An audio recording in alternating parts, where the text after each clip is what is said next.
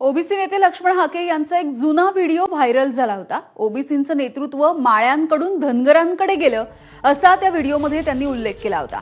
मात्र यावरती आता खुद्द लक्ष्मण हाके यांनी स्पष्टीकरण दिलंय।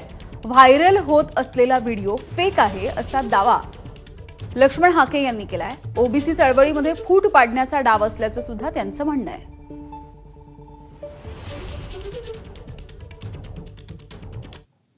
काय माळ्यांची दुखणी आहे, ओबीसीचं नेतृत्व माळ्यांकडून धनगराकडे चाललं, हे त्यांच्या पोटात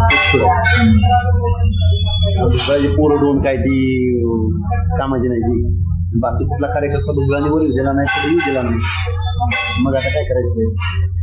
हा जो व्हिडिओ व्हायरल होतोय हे कुटील डाव माझ्या बाबतीमध्ये हा रचला गेलेला आहे।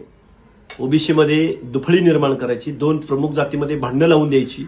लक्ष्मण हाके जास्त बोलतोय काय, त्याला डॅमेज करण्याचा हा उद्योग आहे।